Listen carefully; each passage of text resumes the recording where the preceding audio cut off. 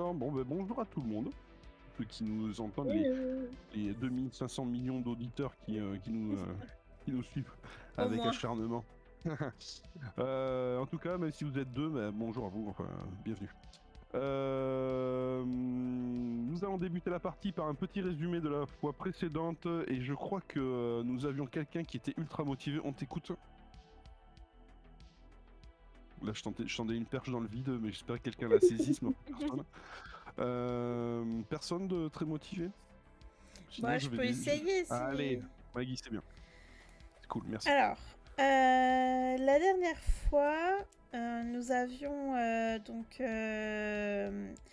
Nolan et Aude, non, et Alice qui sont arrivés dans le workshop de Aude pour retrouver donc sa tablette. Et c'est parce que la tablette avait été volée, et donc du coup c'était ici qu'elle avait été localisée par Nolan. Qui avait mis visiblement un mouchard dans la tablette. Non, je sais pas. Non, il l'aurait retrouvée grâce à ses capacités, grâce à ses compétences. Ah oui, il avait tapé un code ou je sais plus quoi, oui, je m'en souviens. Voilà, on n'en sait pas plus. En tout cas, ses compétences ont fait qu'il aurait réussi à retrouver la tablette dans le workshop de Aude. Et donc il s'est avéré que c'est Jeff qui l'avait récupéré et pour le moment il n'en avait rien fait. Il a expliqué que cette personne voulait casser la sécurité pour l'ouvrir. Il aurait raconté une histoire comme quoi c'était sa fille qui n'arrivait plus à la déloquer. Mais pour le moment rien n'avait été fait. Ils ont réussi à prouver que c'était bien celle d'Alice.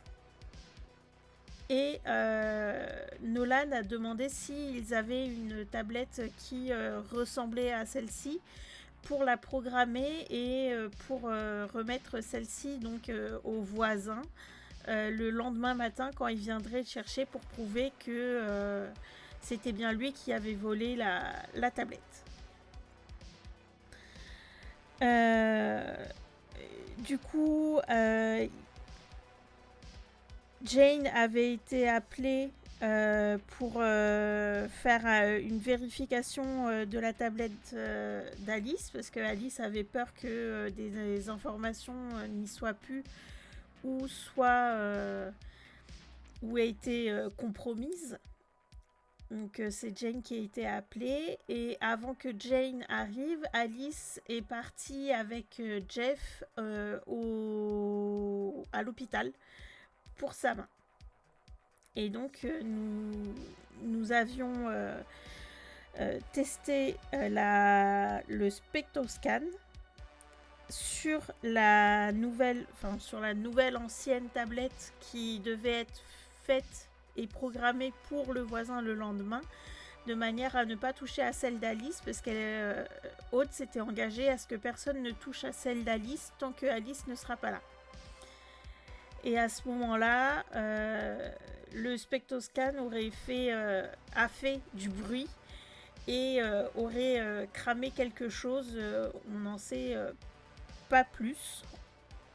Mais en tout cas... On sait qu'elle a fumé, la tablette. Voilà. En tout cas, donc, on sait que ça a cramé, il y a eu de la fumée et... Un magnifique échec critique. Oui. Oui. Et du coup, Nolan avait même regardé l'intérieur du spectroscan pour voir le programme et voir si ça venait de là la difficulté qu'il y avait eu. Je sais plus si on avait, il avait poussé jusqu'à faire un diagnostic du spectroscan, je me souviens plus. Oui. Non, c'était avant. En fait, il y avait eu un premier souci une première fois où il y avait un souci avec le code. Oui, ça Jeff avait pas l'avait marché. mal programmé, voilà, et c'est Nolan qui l'a reprogrammé. Et la deuxième fois, on l'avait lancé, là ça a pété et on s'était laissé là-dessus avec Jane qui est juste tombée à genoux devant le spectroscan et Bob qui lui avait dit quelque chose et je me souviens quoi. J'ai tout enregistré. J'ai tout enregistré. Voilà. J'ai tout filmé, ouais. Oui. Bob qui est la petite fille, enfin la petite caméra qui suit Jane dans son travail. Ok, et pendant ce temps, en fait, on a Alice qui était... tu veux poursuivre avec Alice? Oui, Alice avait été au médecin, enfin aux urgences hôpital avec Jeff. Et Jeff aurait expliqué qu'il avait été infirmier et que c'est pour ça qu'il avait encore un véhicule, quelque chose qui est rare de nos jours, avec une sirène, si je me souviens bien. Alors pas la sirène, mais le gyrophare. Il était tout fier de sortir Voilà. son gyrophare. Ça faisait longtemps qu'il n'avait pas sorti et que il était content, ça lui rappelait son ancienne vie. Et donc c'était pour faire ausculter sa main où elle s'était coupée lors d'un lors d'un ancien épisode et où il y avait eu mis de la crème pour hémorroïdes dessus. Ouais, c'était Nolan qui avait fait ça dans le noir. Il y avait une coupure de courant, donc il n'y avait pas d'éclairage. Donc il avait mis la première pommade qu'il avait trouvée. Et il s'avérait que c'était la pâte hémorroïdaire de sa mère, qui avait fait un scandale d'ailleurs. Et voilà, donc la plaie c'est pas guéri avec la pâte hémorroïdaire, hein, bizarrement. Et ça a dégénéré au point qu'il a fallu l'amener à l'hôpital, effectivement, et c'est Jeff qui s'en est chargé. Merci pour ce résumé, Maggie. D'ailleurs, je propose qu'on aille directement à l'hôpital voir ce qui se passe. Ça vous va? Ouais. Alors, Alice a été prise en charge par un médecin. Jeff l'avait donc amené, donc il a attendu dans la salle d'attente, il a réussi. Alors rappelez-vous, Odd avait passé un coup de fil à Jeff lui avait fait un petit rapport de la situation, disant qu'elle avait été emmenée par un médecin pour faire des analyses, pour lui soigner sa main et aussi faire comment ça s'appelle, des analyses sanguines pour voir si tout allait bien. Et il avait il avait annoncé qu'il y en avait peut-être pour quelques heures, le temps qu'ils aient les résultats et tout ça. Voilà. Donc Jeff était censé attendre Alice à l'hôpital et attendre d'avoir des nouvelles et peut-être de les transmettre à Odd. Bon bref. En fait, ce qui se passe, c'est que Alice, tu te réveilles dans un lit. Je dis bien, tu te réveilles. C'est-à-dire que tu ouvres les yeux comme si t'as quasiment aucun souvenir de ce qui s'est passé depuis ton arrivée à l'hôpital. Et en fait, quand tu ouvres tes yeux, hop, regarde bien.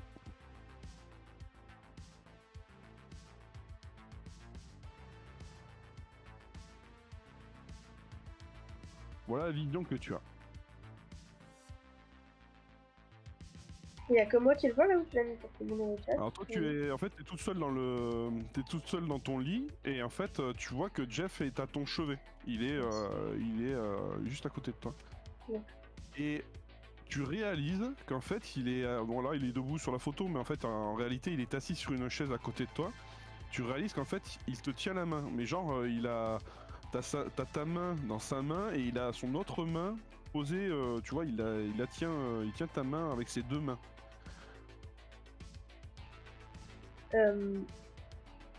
J'ai les paupières qui tremblent un peu. La vidéo est pas du tout nette. J'ai du mal à reconnaître où je suis. J'ai besoin de faire un espèce d'état des lieux pour quelques secondes pour identifier l'espace dans lequel je suis. Il penche la tête légèrement dans le sens de toi tu es allongé sur le lit, mais tu vois qu'il penche sa tête légèrement pour aligner sa tête avec ta tête, tu vois, il est comme s'il essayait de capter ton regard d'une certaine manière. Je finis par poser mes yeux sur ma main dans les mains de Jeff et à reconnaître du coup le visage du robot qui m'accompagne. Et ça me prend quelques secondes et je finis par articuler Jeff. Il est où? Bien, nous sommes à l'hôpital. Rappelez-vous, je vous ai amené à l'hôpital hier soir. Vers 11h, nous sommes arrivés. quand tu lui dis ça, elle baisse instinctivement les yeux vers ta main blessée. Et tu vois qu'en fait, ta main est bandée. Elle a un bandage, mais cette fois-ci, c'est pas un bandage de boxeur, c'est un bandage vraiment d'infirmier, quoi. Est-ce que c'est l'anesthésie ou la douleur, elle est existante toujours? Tu es groggy en fait, donc tu en conclus que tu as eu droit à une anesthésie générale. Et la main, en fait, si tu essaies de la bouger, si tu essaies de la fermer, tu sens qu'effectivement il y a une gêne, une douleur. Mais t'as plus la sensation d'inflammation comme tu l'avais la veille. Ok. Prends le temps de me redresser tout doucement pour être en position demi-assise dans le lit. Mais ça demande du temps. Mais alors Jeff justement se redresse doucement et tu vois qu'il a juste ton oreiller, qu'il est extrêmement avenant par rapport à toi. Et genre il te demande, et là ça va comme ça, vous êtes bien installé? Oui, je te remercie. Ça fait combien de temps qu'on est là? Bien, vous avez passé la nuit à l'hôpital? J'ai veillé, j'étais à votre chevet pendant tout ce temps. La nuit à l'hôpital, mais on devait venir simplement pour soigner ma main. Pourquoi je suis alitée? D'après ce que j'ai pu comprendre, vos analyses sanguines étaient mauvaises et ils ont dû intervenir parce qu'il y avait un problème. Je crois qu'il y avait une infection sanguine, quelque chose comme ça. Je ferme les yeux, un peu excédée, plus qu'inquiète, pendant quelques secondes et je soupire. Et en rouvrant les yeux, je regarde Jeff et je lui dis quand est-ce que le médecin doit repasser, tu sais? Il devrait pas tarder, je pense. Est-ce que Alice a une perfusion ou quelque chose? La maintient en vie. Non, pas de perfusion. Alors je balance mes jambes sur le côté et je m'avance pour essayer de descendre du Alors, du côté de Jeff ou à l'opposé? ouais, du côté de Jeff. Côté de Jeff. Donc lui, forcément, il va essayer de t'aider à te soutenir. Mais vous êtes sûr que c'est une bonne idée de vous lever? Vous devriez pas rester alité? Je comprends pas pourquoi on est encore là, mais je vais bien, je j'ai besoin de marcher, de prendre un peu l'air là. Vous voulez que j'ouvre la fenêtre? Bah plutôt mettre mes vêtements et aller dehors. Alors tu vois qu'il hésite, il jette un coup d'œil vers la porte d'entrée de la chambre. Il te regarde à nouveau, il regarde de nouveau vers la porte d'entrée de la chambre et il fait je vais peut-être aller chercher quelqu'un, non? Qu'est-ce que vous en pensez? Pas sûr que ce soit vraiment nécessaire. Tu veux pas juste m'aider à rassembler mes affaires, s'il te plaît? Si, je vais vous aider à rassembler vos affaires. Tu vois qu'il est un peu stress et, euh, et il va pour ouvrir l'armoire à côté où il imagine que sont tes affaires. Maggie?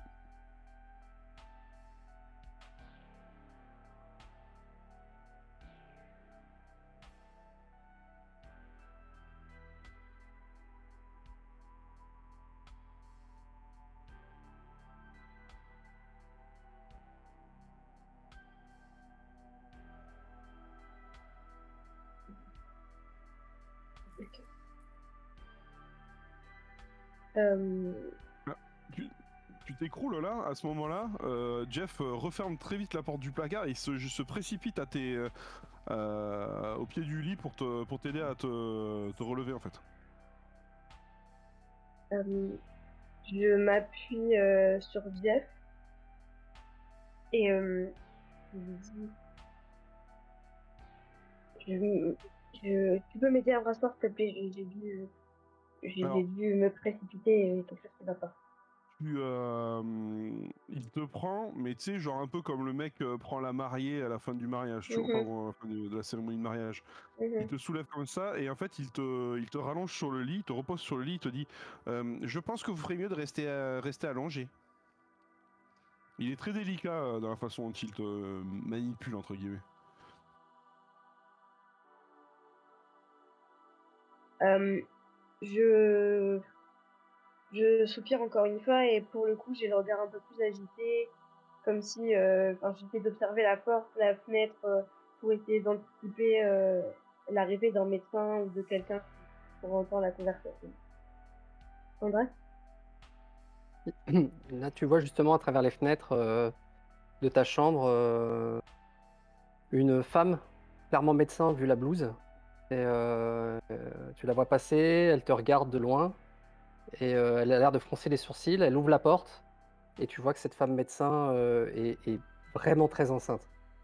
Genre, 8e et demi, mois, elle va accoucher, dans peu de temps, elle est encore à l'hôpital. Elle rentre et visiblement elle semble inquiète, elle fronce les sourcils, elle te regarde et te cède la main. Alors Jeff, en voyant la médecin entrer, il fait ah ben voilà, voilà le médecin. Et en fait, il va s'effacer assez naturellement en fait pour laisser la femme médecin euh, prendre sa place. Et en fait, il sort de la pièce. Il va dans le couloir, là, il referme la porte derrière lui. Certainement, tu pourrais interpréter ça comme de la, voilà, il a envie de te laisser un peu de confidentialité dans l'échange avec le médecin. Tu pourras l'interpréter comme ça. Et donc cette femme arrive devant toi et elle te dit alors comment vous vous sentez? Bah, je me sens pas en fait, c'est très étrange. Heu, mes jambes n'ont pas vraiment répondu, quand j'ai essayé de me lever, mais c'est bizarre, ouais. C'est assez normal, vous devriez rester allongé, ne pas essayer de vous lever pendant quelques heures. En fait, vous avez été amené hier soir par le droïde. Et en fait, les analyses sanguines ont révélé que vous aviez subi un empoisonnement du sang. Il a donc fallu vous mettre dans un coma artificiel pendant quelques heures, le temps de faire tout ce qui était nécessaire. Et c'est pour ça que voilà, vous vous réveillez quelques heures après. Vous venez juste de vous réveiller là, parce que j'ai compris, je suis passé il y a pas si longtemps que ça. Et vous dormiez encore profondément. Voilà, mais tout est réglé, votre plaie a été nettoyée, a été recousue. Vous aurez quelques soins à faire tous les jours pour éviter qu'il y ait une infection qui s'installe. On pourra le faire de façon très assidue, peut-être vous faire aider par quelqu'un qui sait faire. Et en même temps, par rapport à l'empoisonnement, je pense qu'en fait, nous avons trouvé des substances dans votre sang. On peut pas expliquer autrement le fait que ces substances soient dans votre sang que par une erreur, j'imagine, de médical. Quelqu'un vous a passé une pommade qui n'était pas adaptée, et ça serait rentré par la plaie. C'est ce qu'on a conclu en fait. Est-ce que vous vous souvenez de quelque chose? Oui, c'est un accident bête et méchant, un concours de circonstances. Il y a absolument rien de grave dans l'enchevêtrement de la situation. Enfin, je sais d'où ça vient, quoi. Tu vois qu'elle commence à froncer les sourcils, elle pose la main sur son ventre, elle fait ouf. Tu vois, elle fait des petits cris de douleur, genre elle écoute plus vraiment ce que tu dis, elle a l'air d'être absorbée par autre chose. Elle s'affaisse un peu et elle s'appuie sur l'arceau du lit pour se tenir. Ouais, je fronce les sourcils et je m'assois un peu plus droite dans le lit. Je dis, tout va bien? Vous avez besoin de quelque chose? Max? Juste pour dire que tu vois plus le droïde, derrière les fenêtres, il a dû partir, quelque part.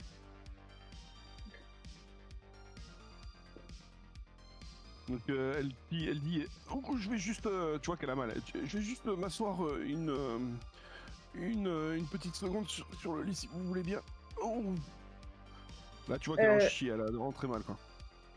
J'essaie de pousser mes jambes sur le côté, mais du coup c'est encore très cotonneux. Donc je vais mettre de mes mains pour dégager les jambes sur le côté du lit.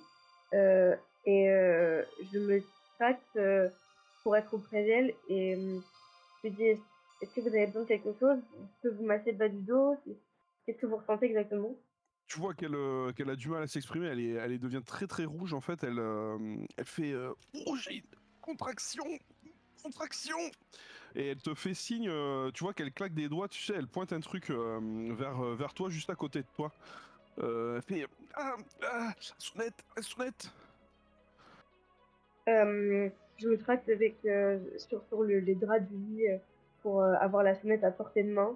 Je balance mon bras un peu avec fracas sur la table de thé et j'attrape la sonnette, j'appuie dessus à 4 reprises d'affilée. En bout de quelques secondes, il y a un infirmier qui arrive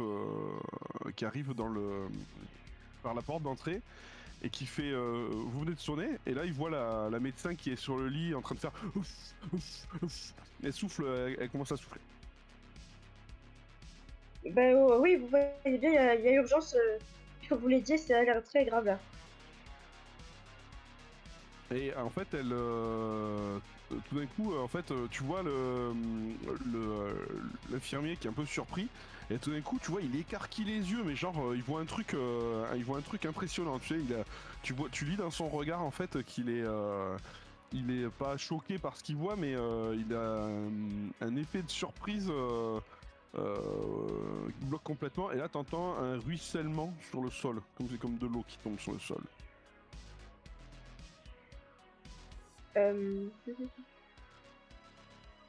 Il fait oh là, je vais chercher quelqu'un. Je vais chercher quelqu'un. Non, vous pouvez pas nous laisser toutes les deux? La femme médecin, elle commence à prendre un peu ses aises, même elle s'allonge un petit peu sur tes jambes en fait. Tu te retrouves coincé. Elle est positionnée, elle est en arrière en fait. Elle te dit je viens de perdre les os, il faut quelqu'un vienne, vite, vite. Ok. Alice pousse par une espèce de vent d'abord de panique et très rapidement comment dire, elle devient un peu implacable dans l'urgence et donc elle sait faire ça d'ailleurs. Sur la table de chevet, il y a 2 serviettes qui étaient pliées à côté du lit. Et elle arrive à attraper une serviette et elle renverse un peu d'eau fraîche qu'il y avait sur la table de thé aussi dans une carafe pour humidifier un linge et elle le met sur le front de Torres. Et elle lui masse doucement les épaules et elle la guide. Elle lui dit ok, ça va très bien se passer, les infirmières vont revenir, inspirez très lentement, comptez 3, on compte ensemble, et elle l'encourage comme ça, et elle l'encourage à avoir un rythme respiratoire régulier. Et elle souffle avec elle inspire avec elle souffle avec elle à plusieurs reprises, en continuant de lui masser les épaules, et elle l'encourage. Ça va très bien se passer, les médecins vont arriver, tout va bien. Là, vous entendez du bruit dans le couloir, effectivement, et en fait, il y a Jeff qui passe sa tête par la porte, parce que la porte est restée ouverte, et il fait tout va bien ici? Jeff, t'as pas un spéculum dans tes outils de robot là? Et alors, tu vois qu'il il regarde à droite, à gauche dans le couloir avant de rentrer, il fait mais elle est en train d'accoucher? Elle est en train d'accoucher? Oui, bien vu, oui, exactement. Si tu pouvais faire quelque chose pour nous aider, ce serait super. Oui, je dois pouvoir faire ça. Et en fait, tu vois qu'il il s'avance et il s'approche de la femme médecin. Et en fait, tu vois sur le visage de la femme, en fait, l'inquiétude. Tu lis vraiment sur son visage, tu vois, elle fronce encore plus les sourcils, elle le regarde avec des yeux un peu exorbités, elle a vraiment pas l'air rassurée, parce qu'en fait, il est en train de s'avancer vers elle, mais pas de façon, comment dire, sèche. Il s'approche vers elle comme il le faisait un peu avec toi, tu sais, de manière très douce. Et en fait, elle le voit approcher comme ça, et tu sens qu'elle a un petit mouvement de recul, tu sais, elle est pas super à l'aise, quoi. Je propose qu'on aille, qu'on fasse un petit cut, on aille du côté de l'atelier. Donc je rappelle que du côté de l'atelier, en fait, il reste donc Nolan, Odd et Jane, que le Spectroscan vient de flamber. Et enfin, de plus de flamber. Non, il a fait un bruit. Par contre, la tablette qu'il était en train d'analyser, elle a flambé. On en était resté là, hein, si je dis pas de bêtises. C'est bien ça? C'est ça. Voilà. J'ai un petit trou de mémoire par rapport à ce qui s'était passé par rapport à l'appel de Clara. Elle avait dit qu'elle venait, mais je me souviens plus si ça avait été, si Nolan avait réussi à lui faire comprendre que c'était non, qu'il fallait pas qu'elle vienne. J'ai un petit doute par rapport à ça. Nolan avait réussi à lui dire que non et qu'il allait venir et que ça allait aller. C'est ça. D'accord. Donc d'accord. Ok. Donc on est pas au même moment, on est d'accord. C'est encore le soir, la veille. Alice vient de partir avec Jeff quelques dizaines de minutes plus tôt. Et donc la tablette grillée sous les capteurs du spectroscan. Maggie qui tombe à genoux. Pardon, Maggie. Jane qui tombe à genoux. Et donc on en est là. Voilà, je vous laisse la main si quelqu'un veut prendre la main d'ailleurs. Ouais, je peux bien la prendre. Donc il y a Nolan qui était assis et en observation du spectroscan commençait à prendre possession de la tablette. Donc au moment où il la voit cramer, il a un mouvement de recul, où la fumée monte, il a un mouvement de recul.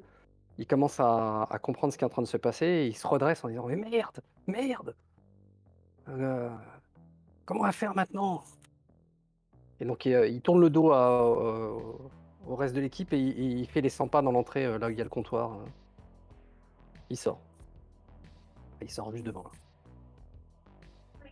Aude ne prête pas trop attention à Nolan, elle est plus braquée sur Jane. Et elle va tout simplement s'avancer vers Jane de façon un peu hésitante et lui faire des petites tapes dans le dos, comme pour rassurer quelqu'un. Et tu entends Jane que Aude te dit c'est pas grave, ça doit être juste un problème avec le composant. On a encore toute la nuit pour essayer. Ouais, je sais bien, mais bon, c'est frustrant quand même. Et puis la tablette, elle est détruite là, on peut plus rien en faire. C'est pas grave pour la tablette et il y a bien des échecs partout. Je pense que pour créer les plus grosses machines, on fait d'abord des échecs avant de réussir. Oui, c'est sûr, mais là, en tout cas, le monsieur, il a pas l'air compréhensif. Et Ferline ? Sur l'écran du spectroscan, pendant une fraction de seconde, Aude, il semble que tu vois une succession de chiffres, un code qui te rappelle celui que vous avez déjà vu dans la salle du générateur d'énergie. Et puis ça disparaît. Ok. Donc Aude a un petit moment de bug, elle regarde comme ça le spectroscan, elle dit rien, puis elle reprend, elle dit « Ce n'est pas grave pour Nolan, c'est juste une tablette. Vaut mieux que ce soit juste la tablette qui pète que le spectroscan qui nous pète complètement à la figure. On va bien, c'est l'essentiel. » Oui, c'est sûr. Tablette, je pourrais en trouver d'autres, c'est matériel. Il y a Nolan qui revient dans la pièce. Tu vois, il a les mâchoires serrées et il te fixe, toi, en fait, spécifiquement. Toi qui? Aude. Et il lui dit alors on fait comment maintenant? Eh bien, on réfléchit, on trouve des solutions. Tout problème a une solution. Alors je vous écoute, c'est quoi votre solution? Tester vos gadgets qui sont même pas fiables.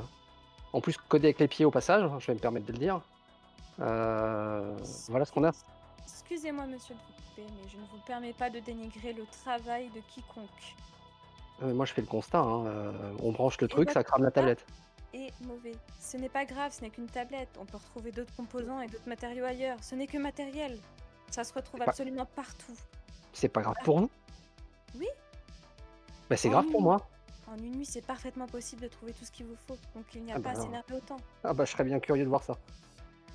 Vous seriez beaucoup plus surpris de ce que je suis capable de faire. Tu vois qu'elle bégaye, elle a du mal. Tu vois qu'elle elle t'en veut et elle essaie beaucoup de se contenir. Elle te tourne le dos et elle dit à Jane, allez, relevez-vous, on va réessayer d'autres choses. Je pense que c'est les matériaux, ils n'étaient pas assez de bonne qualité. Non, non, on va rien essayer du tout, on répare cette tablette, j'en ai besoin pour demain matin. Je Alors m'en occupe quand il personnellement s'agit de de votre tabler, tablette. quand il s'agit de toucher la tablette d'Alice, alors là, on en fait tout un flanc, mais alors pour cette tablette qui est la mienne, on en a rien à faire. Excusez-moi, j'ai un appel, Hein? Voilà. Tu vois qu'elle décroche, elle t'ignore. Et tu vois, il se rapproche de toi, physiquement, quoi. Et il te regarde de haut. Tu vois qu'elle bouge pas, elle te regarde droit dans les yeux et elle continue son appel comme si tu n'étais pas là. Oui. Oui, allô? C'est Oui, moi. Jeff. Oui. C'est pour vous tenir informé de ce qui se passe. Alors j'ai pu parler au médecin qui s'occupe de Alice. Je dois vous avouer, je suis un peu inquiet quand même. Hein. En fait, elle a, d'après ce que j'ai compris, un empoisonnement du sang. Donc ils vont devoir la plonger dans le coma pour lui faire tout un tas d'examens un peu intrusifs et d'après ce que j'ai compris, il y en a encore pour quelques heures. Je vous avoue, je suis un peu inquiet là quand même. Andrax? Donc quand il te voit que tu es en pleine conversation et tout, tu vois, il se retourne, il met un coup de pied dans le spectroscan, pas très violent, mais quand même significatif, et il sort dans l'entrée. Ok. Donc, elle t'ignore, elle est concentrée sur ce que Jeff lui dit. Et d'ailleurs, un peu avant que tu sortes, tu entends Aude qui répond à Jeff reste au chevet de reste au chevet d'Alice, on ne sait pas ce qui peut arriver de plus. C'est quand même important ce qu'ils sont en train de lui faire. Reste près d'elle. Et elle aura besoin de tout le soutien possible. Je vais essayer de raisonner un petit peu Nolan. Pourquoi? Qu'est-ce qui se passe avec Nolan? Je t'expliquerai tout, mais reste au chevet d'Alice, d'accord? Et appelle-moi au moindre souci. Pour l'instant, j'ai pas le droit de la voir. Eh bien, reste pas loin de la salle. Bon, d'accord. Dès que tu peux, tu vas la voir. D'accord, je vous tiens au courant. Merci, Jeff. Vous avez pu essayer utiliser le spectroscan? Ça s'est bien passé? Il y a quelques petites modifications à faire, mais ce n'est pas grave. Toute grande invention a besoin de temps. Mais ça a donné quelque chose ou pas du tout? Je t'expliquerai en arrivant. Prends soin d'Alice, ok? J'ai plein de choses à régler. D'accord. Allez, à tout à l'heure. À tout à l'heure, Jeff. Andrax. Juste au moment où il t'a dit elle a besoin de tous nos soutiens, etc., je vais expliquer à Nolan, tu vois, et qu'il a entendu que Alice avait un sujet. Il s'arrête sur le pas de la porte, il attend quelques secondes, il se retourne et il écoute la fin de ta conversation en te fixant. Du coup, que Aude raccroche, elle se tourne vers toi et elle te dit écoutez, Nolan, je comprends que votre tablette tourne en run, on trouvera une solution. Et pour le moment, je crois qu'il y a plus important à penser. C'était Jeff, Alice, ça va pas du tout. Ils l'ont plongée dans un coma artificiel, elle a un empoisonnement au sang. Ah, tu vois, là, ça il y a quelque chose qui se décontracte chez lui, physiquement, je parle. Sa mâchoire, ses poings, sa posture même, tu vois que ses épaules s'affaissent un peu. Et qu'est-ce qu'ils ont dit? D'autres? C'est tout ce qu'on sait pour le moment. Ils sont en train de l'opérer et ça n'a pas l'air de bon augure. Jeff est plutôt très inquiet. Il s'y connaît pour tout ce qui est blessure. Merde. Donc ce que je peux vous proposer de faire pour essayer de me racheter aussi parce que je suis complètement désolée pour vous et que je sais pas trop quoi faire, c'est de conseiller d'aller voir mademoiselle Alice demain matin. Madame Alice, Alice demain matin. Je m'occupe de la tablette, elle sera prête. Ne vous inquiétez pas. Et ok, il tend une clé USB et il dit est-ce que vous pouvez la brancher dès que le système est opérationnel demain matin? Sur la tablette? Oui. Bien sûr. Avec ou sans coup de pied? Il te répond pas. Il te regarde et il sort de la pièce et t'entends désolé. Mais vraiment à mi-mot dans l'entrée. Hein. Et vous entendez la porte d'entrée qui se ferme, et qui s'ouvre et qui se ferme. Au moins, essayez d'excuser auprès de vous, c'est le plus important, Jay. Ouais, mais enfin, c'est des manières. Enfin, je comprends, c'est pour ça que j'ai pas réagi, mais enfin, il y a des choses à pas faire quand même. C'est un homme qui laisse passer ses émotions avant le reste. Bon, allez, on a du boulot. Oui, beaucoup de boulot. Alors, avant de retourner à l'hôpital, on va juste faire un petit détour dans la rue. Donc Nolan est sorti. Est-ce que tu peux nous raconter un peu quel état d'esprit est Nolan au sortir du workshop? Ouais, il a un mélange d'inquiétude. Il est très inquiet en fait quand il ressort. Il a peut-être une forme un peu de culpabilité en se disant ça se trouve c'est à cause de moi.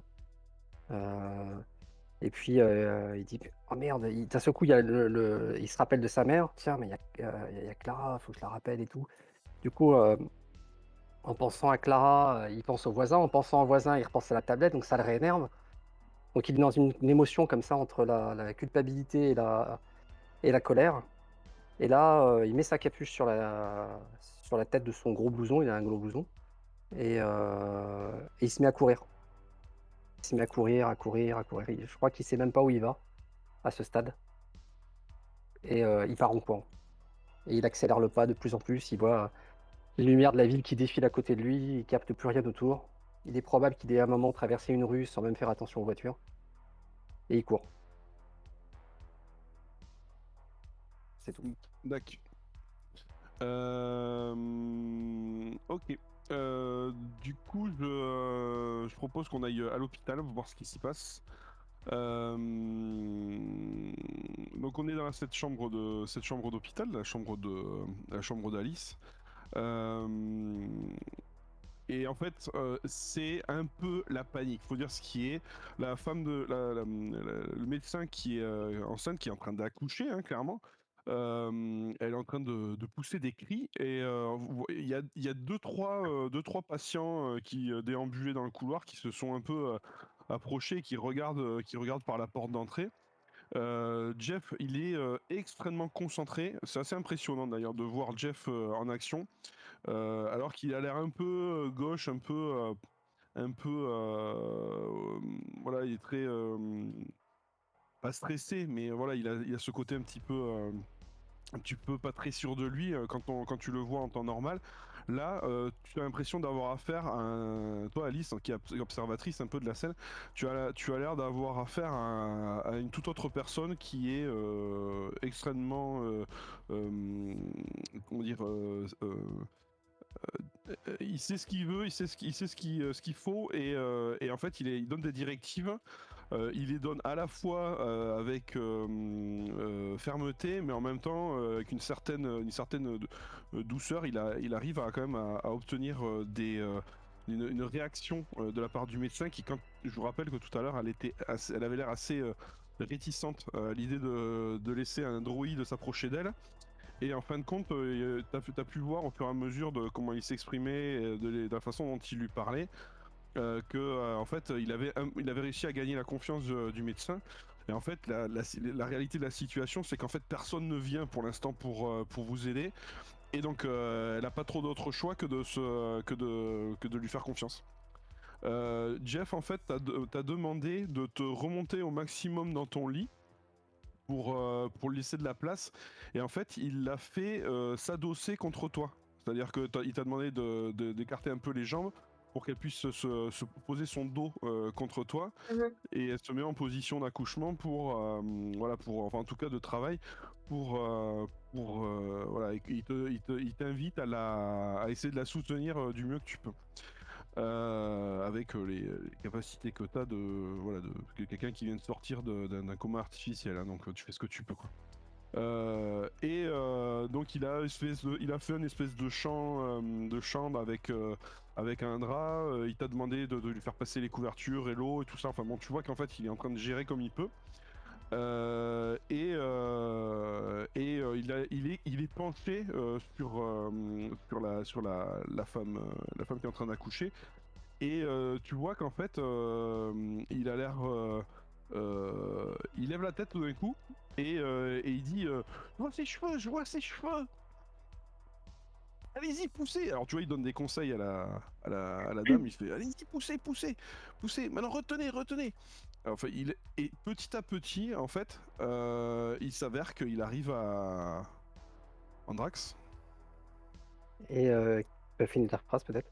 Je sais pas. Non, je laisse 3 points de Non? suspension. Et donc pendant que tu assistes à cette scène-là, d'un seul coup, Alice commence à ressentir des effets secondaires. Je pense qu'elle les connaît, ces effets secondaires, qui est probablement des effets secondaires d'un médicament peut-être qu'elle prend régulièrement, peut-être, voilà. Et alors est-ce que c'est lié justement aux effets secondaires, à un manque, à un je ne sais pas, mais en tout cas, elle connaît ses symptômes, elle les reconnaît en tout cas, à ce stade. Alors, Alice a les mains prises dans les mains de la femme en train d'accoucher. Voilà, elle est derrière elle et en fait, elle lui tient les mains de telle sorte que le docteur puisse les serrer voilà, au moment des contractions. Et en fait, elle est hyper active. Jusque-là, elle était hyper active en termes d'accompagnement de la doctoresse.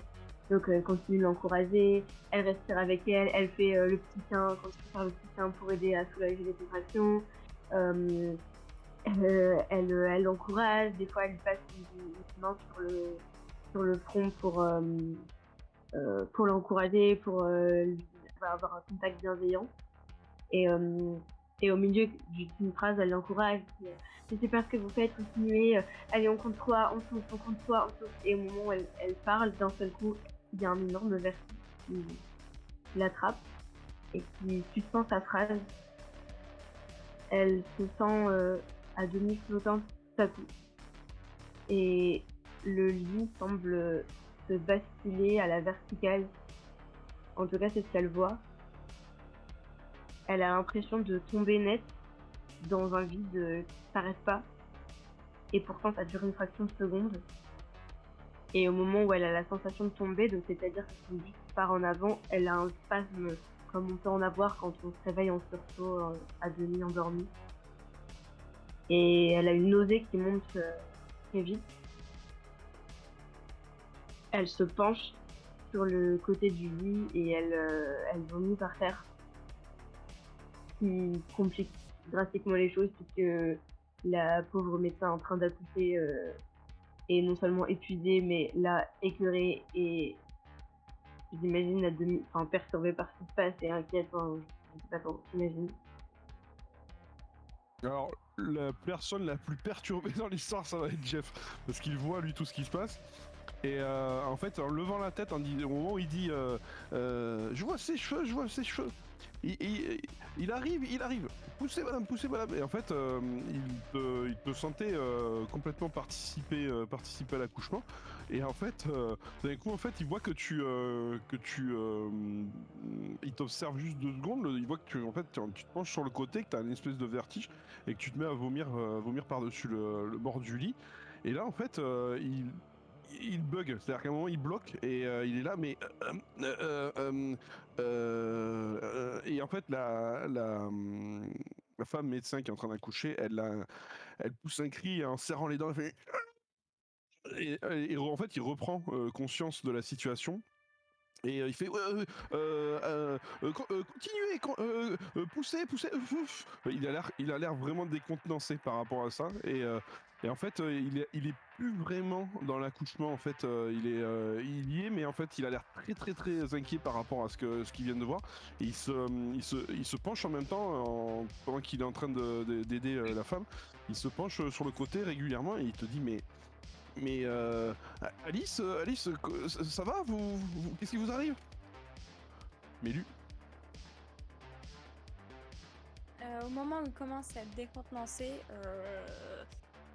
alors je suis pas sûre si c'est un impact ou un avantage du coup pour Eferline, mais j'aimerais bien qu'une 2 ou 3 infirmiers arrivent avec un chariot pour venir aider justement à l'accouchement.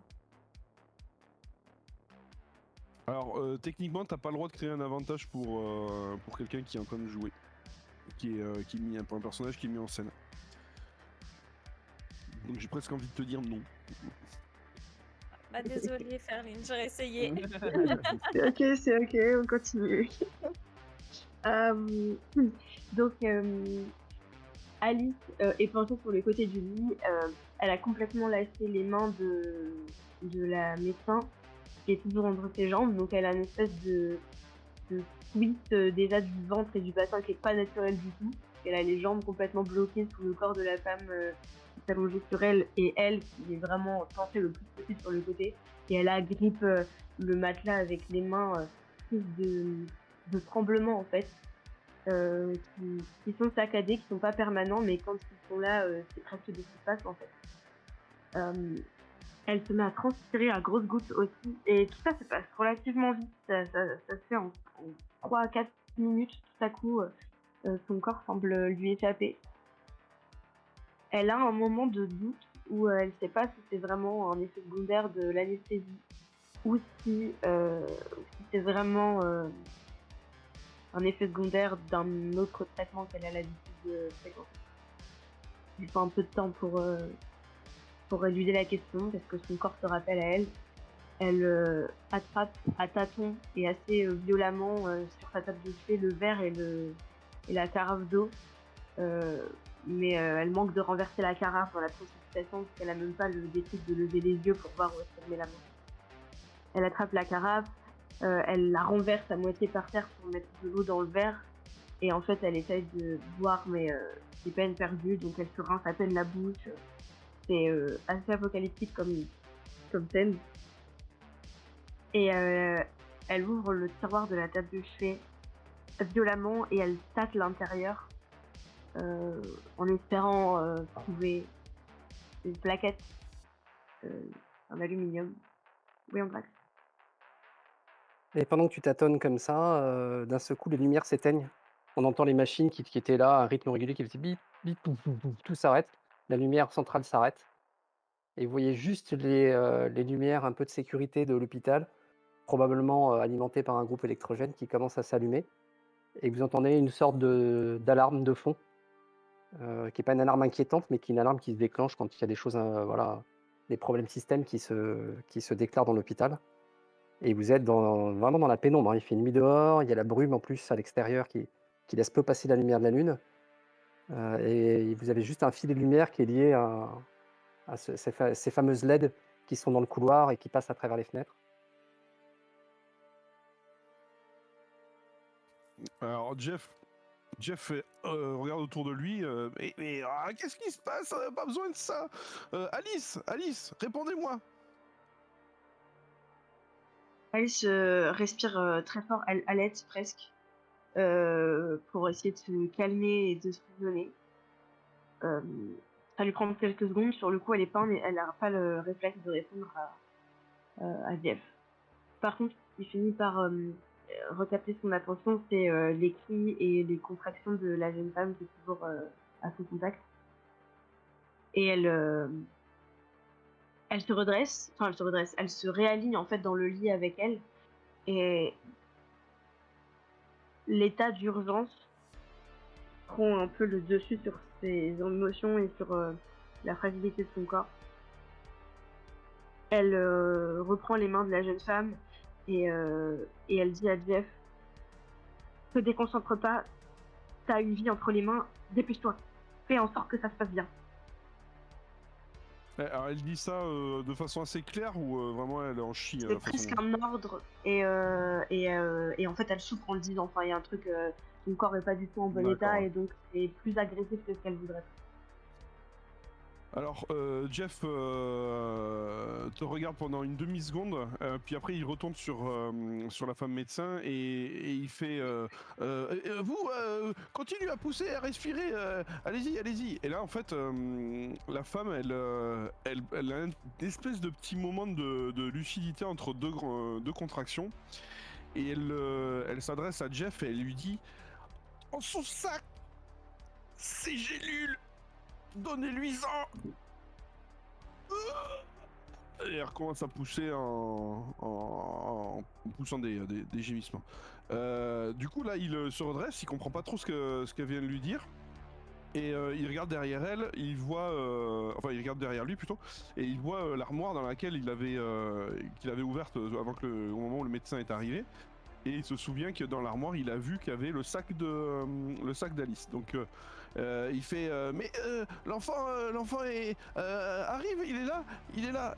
Et en fait, la femme médecin, elle se penche en avant, elle fait un effort, mais genre un effort physique, mais tu vois que c'est en poussant des cris, en serrant les dents. Elle se penche et en fait, elle attrape elle-même son enfant. Et elle fait Alice. Et elle tient l'enfant qui est pas encore sorti, qui est en train de sortir. Du coup, Jeff se redresse, se précipite dans l'armoire, il fouille dans ton sac et il sort une plaquette de gélules et il s'approche de toi et tu vois qu'il en décapsule une et en fait il te l'approche et il te la met juste devant la bouche. Alice se libère une main rapidement de la main de la jeune femme. Elle attrape la gélule et elle la met dans la bouche sans réfléchir. Elle l'avale d'une seule traite. Et elle ferme les yeux pour se concentrer pendant 3 secondes. Et elle dit à Jeff, c'est bon, je vais bien, retourne à ta place, c'est pas terminé. Et elle reprend les mains de la jeune femme et elle reprend les mains. Non, elle place ses 2 mains du coup sur ses épaules. Et elle dit, tout va bien, vous n'êtes pas toute seule, on va réussir à y aller, ça va aller.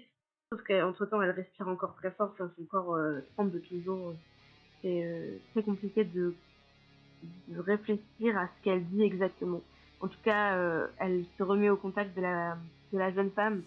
Elle met ses mains sur ses épaules, elle la masse doucement, elle lui caresse le dos et elle essaye en respirant avec elle de calmer son propre rythme respiratoire à elle-même. Et justement, en posant tes mains sur ses épaules, tu te rends compte, à un moment, elle pousse un énorme cri de soulagement. Et en fait, tu vois qu'en fait, elle fait un mouvement où justement, elle fait un mouvement de recul vers toi, elle s'adosse contre toi.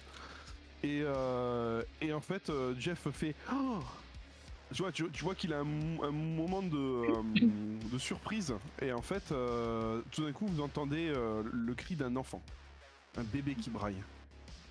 En fait, la femme, elle a pris l'enfant elle-même, elle l'a récupéré, elle l'a mis contre elle. Et déjà, elle a le réflexe de l'enrouler dans les couvertures. Et alors Jeff, du coup, s'affaire à récupérer des serviettes et à l'aider à débarrasser l'enfant des résidus de l'accouchement.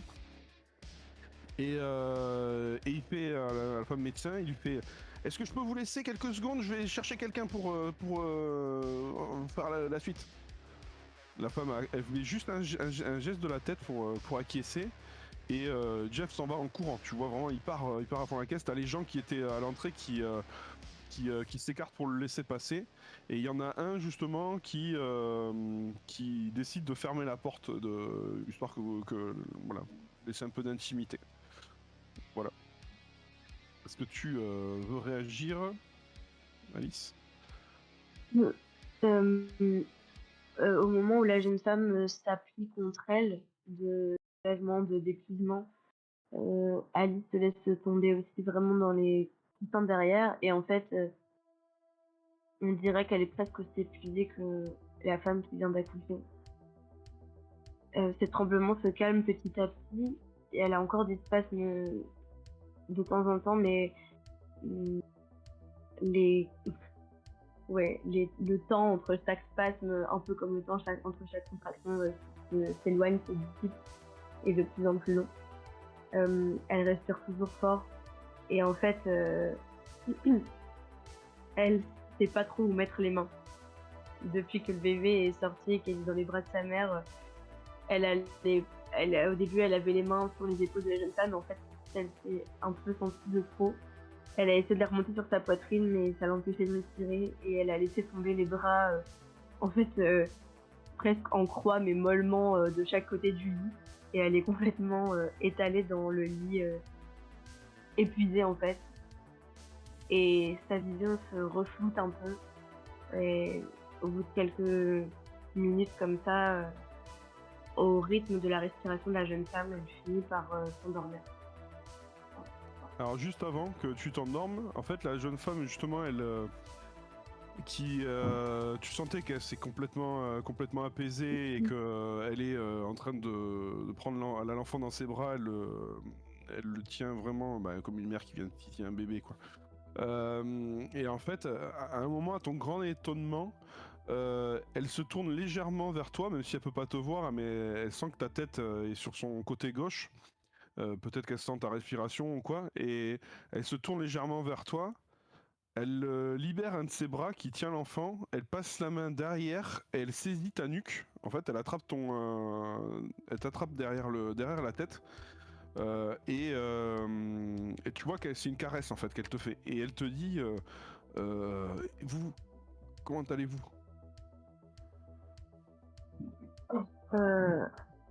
Alice respire toujours très fort et en fait elle lève juste un pouce et elle relâche ses bras et c'est à ce moment-là qu'elle s'affale un peu plus dans les coussins et quelques minutes plus tard elle finit par s'endormir.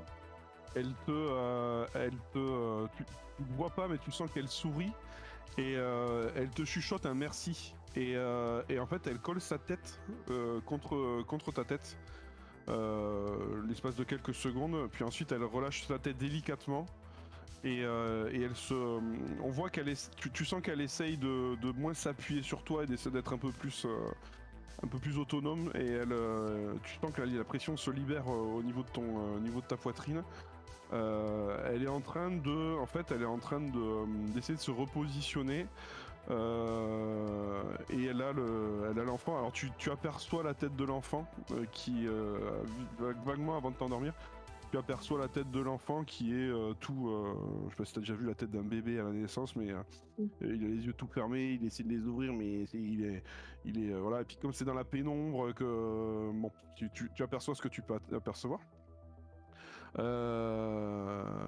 Et du bruit dans le couloir très rapidement.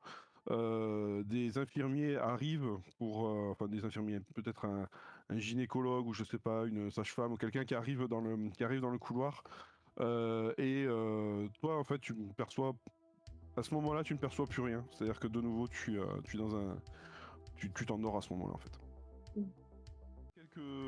Quelques dizaines de minutes à regarder j'allais dire ausculter, non c'est pas le bon terme, mais à analyser, à diagnostiquer ce qui s'est passé vis-à-vis du spectroscan. Odd et Jane pensent avoir prouvé quelle était la cause du dysfonctionnement. Et bien évidemment, première chose qu'elles ont envie de faire, c'est de retester à nouveau pour voir si cette fois-ci ça fonctionne. Hein. La tablette est grillée, il faudrait la réparer pour pouvoir la retester, mais bon, en même temps, c'est un peu inquiétant. Tester le spectroscan sur la tablette d'Alice, c'est hors de question étant donné ce qui s'est passé avec l'autre. Et donc, à vous de jouer maintenant, on vous écoute. Bon. M'a l'air bon, Jane, t'en penses quoi? Ouais, je pense que cette fois c'est bon. Ce que je te propose de faire, vu que je sais pas comment c'est la tablette et j'ai pas trop envie de compter sur la tablette de Madame Alice, c'est de tester sur. Tu te souviens de la sculpture que j'avais dans l'arrière-cour? Oui, celle que j'ai failli mettre le feu. Oui, voilà. En fait, pour tout avouer, c'est. En fait, je sais pas vraiment ce que c'est. Et je me dis qu'on pourrait le tester dessus pour savoir ce que c'est. T'es sûr? T'as pas peur que ça crée des complications ou quoi que ce soit? On sait pas comment va réagir le spectroscan. Bah, à vrai dire, oui et non. C'est pas vraiment ça qui me fait peur. Parce que je t'avoue, vu que moi-même je sais pas ce que j'ai fait, enfin ce que j'ai fabriqué derrière, je me dis s'il y a des complications, ça ne change rien pour moi. Mais enfin c'est étrange ce que tu me dis. Comment ça tu sais pas ce que t'as fait?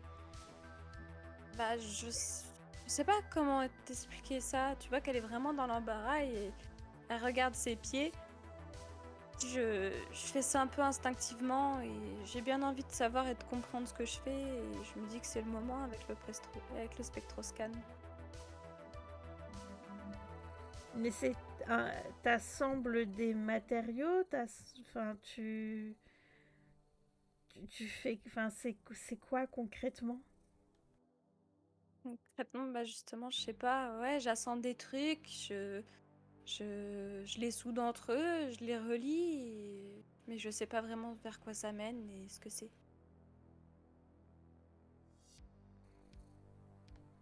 Ça attise ma curiosité, tout ça. Ça, si... Voilà, je te propose qu'on le teste dessus. Eh ben écoute, si ça te tente et que ça te fait pas peur, allons-y, hein.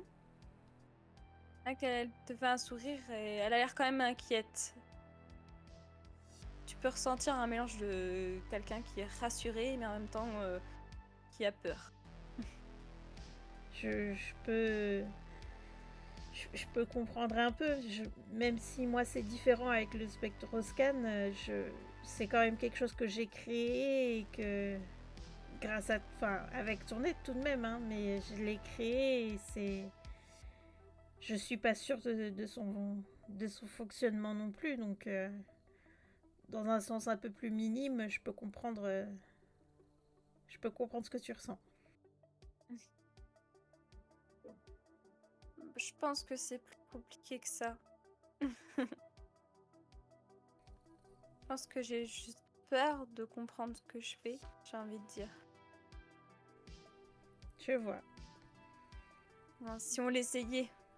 Là qu'elle se dirige vers l'arrière et le grand drap qui servait à le cacher, elle tire un grand coup dessus. Donc, tu redécouvres à nouveau la machine, qui est un peu plus poussée que la dernière fois. Tu vois qu'il y a quelques câbles qui ont été rajoutés, des écrans, qu'il y a un peu plus de choses. Ok. Mais du coup, j'observe bien tout précisément en faisant bien attention à ce qui est pas de verre qui traîne, de verre d'eau ou de carafe quand je m'y approche pour être sûre de ne pas refaire deux fois la même erreur. Et je suis très, très intriguée par tout ce que je vois, tous les petits écrans, les petits bidules qui sortent. Là que Aude se recule un petit peu comme si elle te laissait la place pour faire ce que tu as à faire. C'est très intéressant, Aude. Vraiment, c'est curieux, mais intéressant. Elle regarde encore une fois ses pieds, un peu génial, te dit merci, et en marmonnant un petit peu.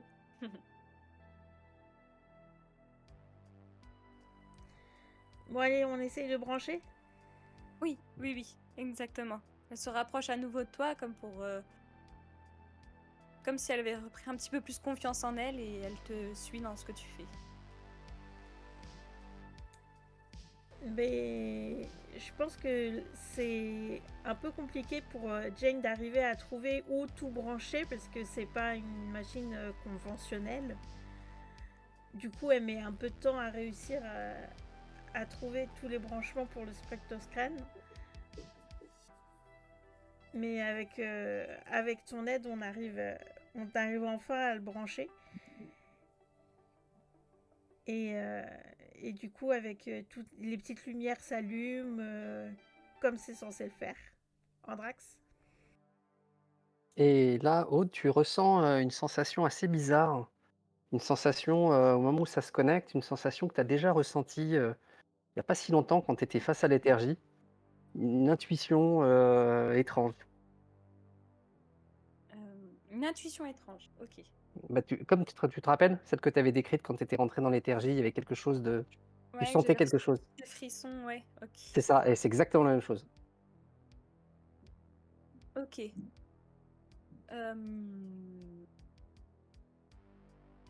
Ok, c'est bon. Jane, tu vois que Aude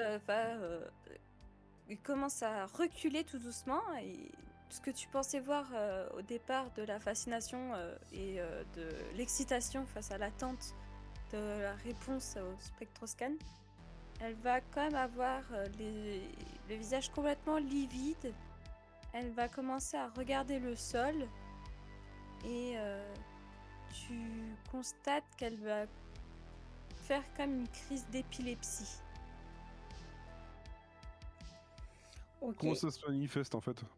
Tu vois qu'elle complètement livide, elle tombe d'abord sur ses genoux, puis au sol complètement, et d'un seul coup, comme une crise d'épilepsie, son corps va commencer à trembler, elle va faire comme une crise d'épilepsie en fait, elle va bouger tous les membres de son corps un par un, tout en tremblant. Des convulsions. Ouais, voilà, je cherchais le mot, merci. Andrax? Et Aude, toi qui es vraiment une fine observatrice, tu t'aperçois d'un truc encore plus étrange.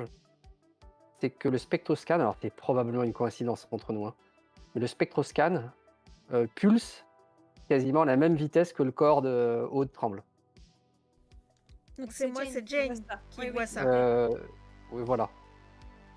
Jane, tu vois que le corps de Aude tremble quasiment au même rythme que le spectroscan qui est en train de luire en s'accrochant à la machine.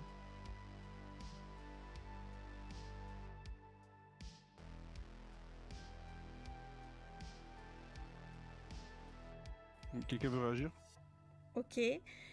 Du coup, je vais lâcher le spectroscan pour me jeter en quelque sorte sur Aude et essayer de voir ce que je peux faire, de mettre ma main en dessous de sa tête pour éviter qu'elle se cogne la tête contre le sol et qu'elle se fasse trop de mal en fait.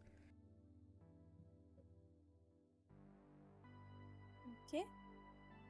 Au bout d'un certain temps, le spectroscan a fini son scanner. Tout s'est bien passé, il l'a fait exactement comme tu le souhaitais.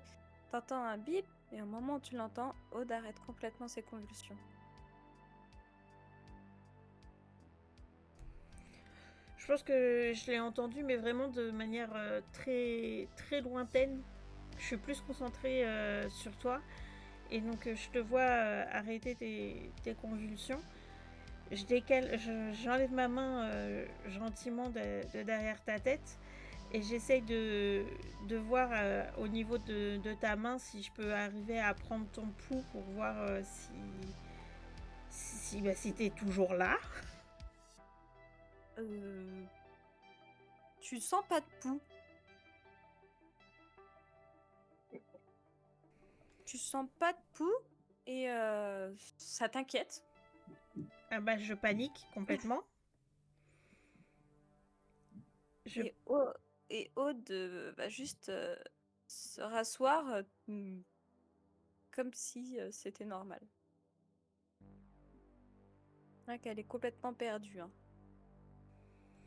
Jane aussi est complètement perdue. Elle te regarde mais livide. Et elle te demande ça va?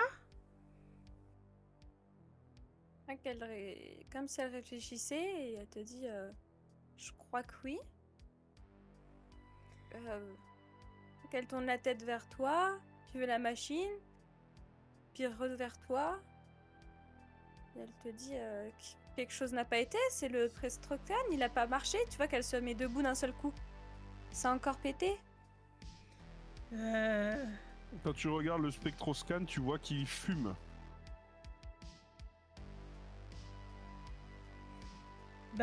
Écoute, j'en sais rien, c'est toi. Enfin, je sais pas, je t'ai vu, tu t'es mise à trembler, que tu as fait des convulsions. T'es sûr que tu vas bien? Tu veux pas qu'on appelle un médecin? Tu vois qu'elle est complètement perdue par ce que tu lui dis.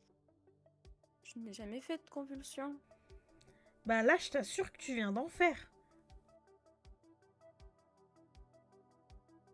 Elle est encore plus perdue, elle regarde le spectroscan, puis elle regarde ses pieds. Quand tu regardes le spectroscan, tu vois que sur l'écran il y a marqué Success. Jane, ça a marché. Elle a complètement ignoré tout ce que tu lui as dit et elle est complètement au-dessus du spectroscan, enthousiasme. Je me relève un peu groggy, à pas trop comprendre ce qui se passe là dans cette situation, et je m'avance pour voir le spectroscan aussi également. Et donc effectivement, tu vois sur l'écran il y a marqué Success. Il fume toujours? Ouais. Ouais, il y a des fumerolles, quoi. Il est pas en train de brûler, quoi. C'est.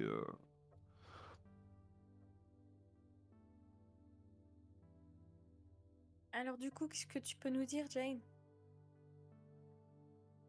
Alors, si tu fais quoi? Tu le prends? Tu le Ouais, je vais le touches? prendre, dans les mains. Ouais, au moment où tu le touches, tu te brûles en fait. S'il est hyper chaud le truc. Genre surchauffe quoi.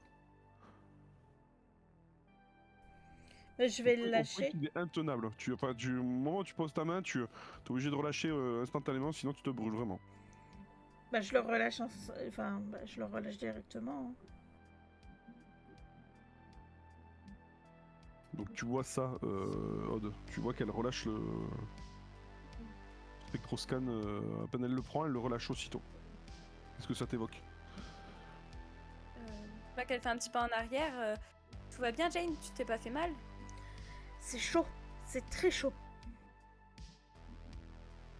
Je pense qu'il va vraiment falloir qu'on trouve un moyen de le refroidir, ce processeur. Oui. Est-ce que t'as des pinces ou des gants qu'on pourrait mettre pour le tenir? Oui. Pas qu'elle cherche et elle te dit, t'es sûr qu'il est chaud? Parce que je me tiens au-dessus, il n'y a pas de chaleur.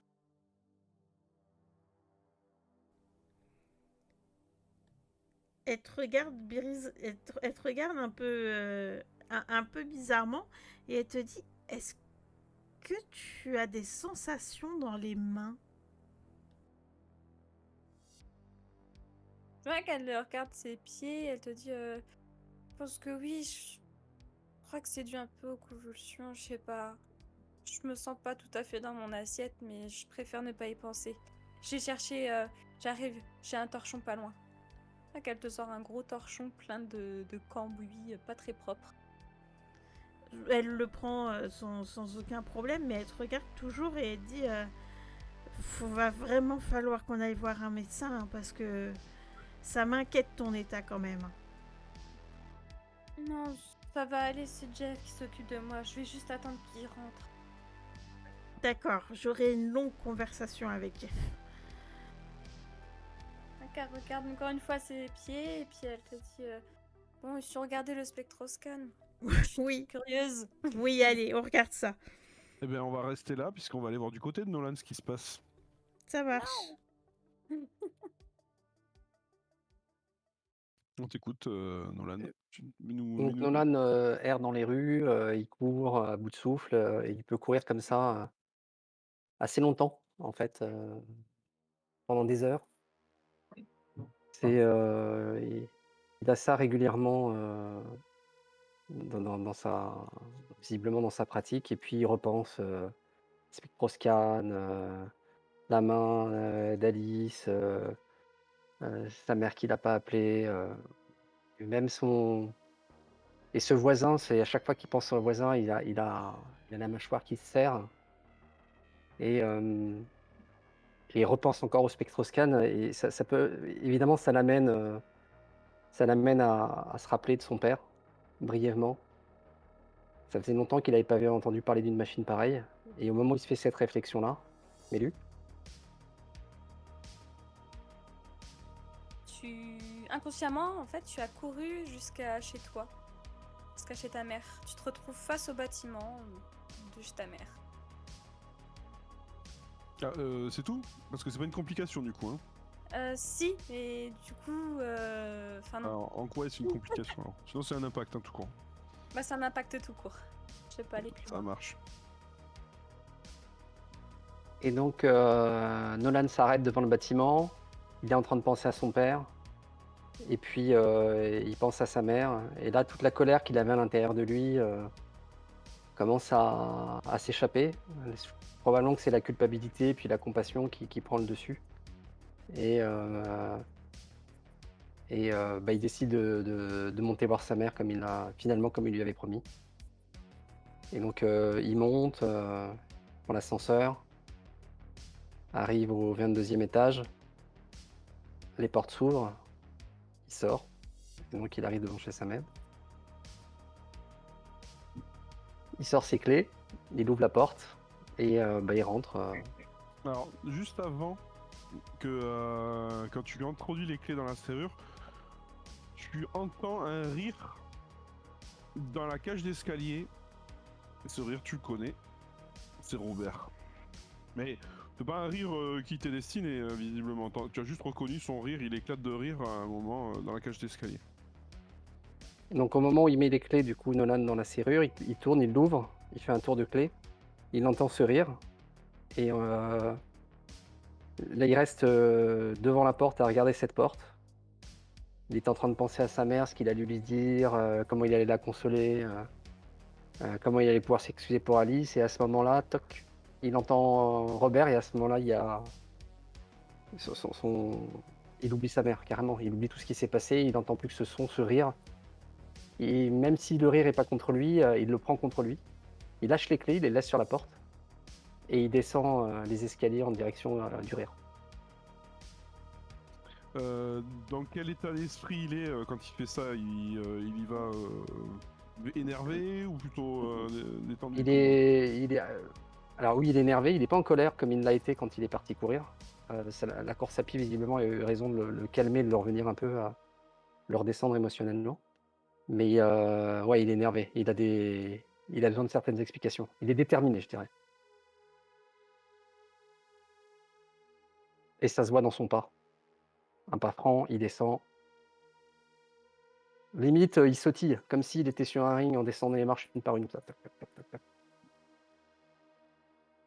Quand tu arrives en bas de l'escalier, tu entends, enfin t'es pas encore complètement descendu, tu entends des voix, et en fait tu réalises qu'en fait il est en train de discuter avec Clara. Tu les as pas encore en visu, mais par contre tu es affirmatif, elle est en train de discuter avec lui, et tu vois que la discussion a l'air assez détendue, ils ont l'air de bavarder entre eux, quoi. À ce moment-là, je m'arrête entre les deux étages. Je m'arrête entre les mi-étages, tu sais, dans l'inter-étage, quoi. Et j'écoute ce qui se dit. La conversation tourne autour de l'histoire du ballet. En fait, visiblement, ils sont en train de s'expliquer par rapport à cette histoire de ballet. Qu'est-ce que tu pourrais avoir? Est-ce que quelqu'un veut intervenir pour créer un truc? Parce que moi, je veux bien enchaîner, mais ça peut être l'occasion là, de créer quelque chose. J'ai envie de vous laisser un peu la main. Maggie, vas-y.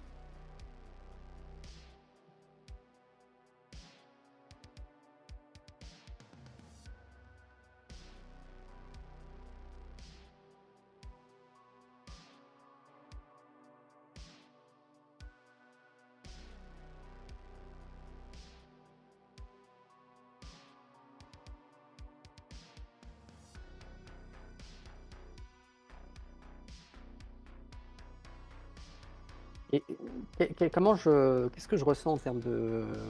Quels indices j'ai qui me permettent d'arriver à cette conclusion-là sur leur type de relation?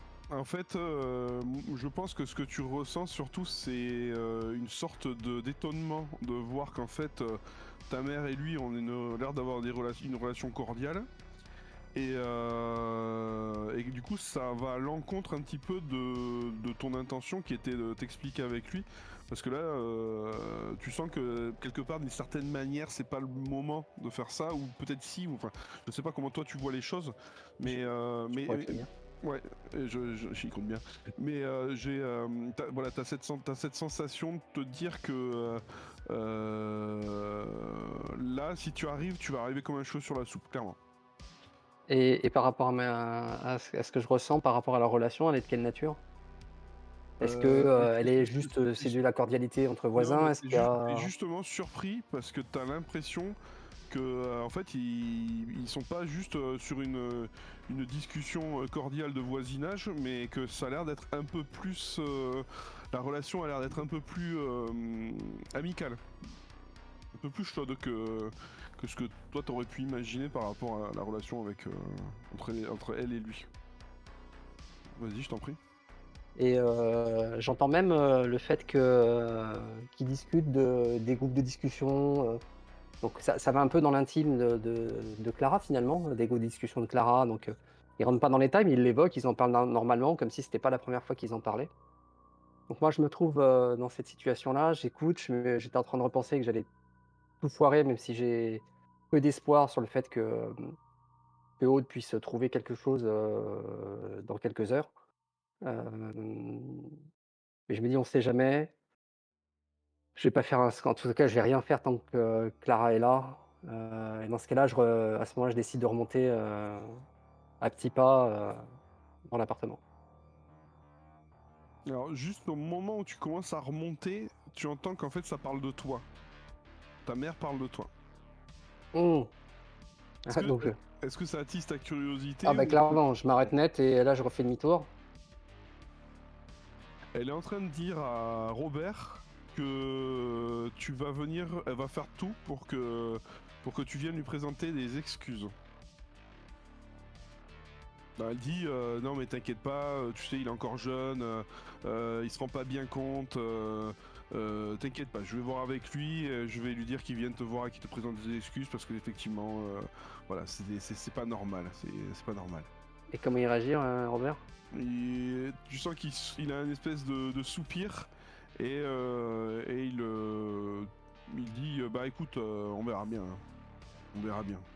Et là, il lui souhaite une bonne soirée, parce qu'il est quand même, il doit être genre minuit, 1 heure, un truc comme ça. Une bonne nuit même, il lui souhaite une bonne nuit. Et il explique qu'il doit rejoindre sa femme et que de toute façon, la nuit porte conseil. Voilà. Et ils se disent au revoir. Alors, fait étonnant, il se claque la bise. Et là, tu entends qu'elle commence à remonter dans l'escalier.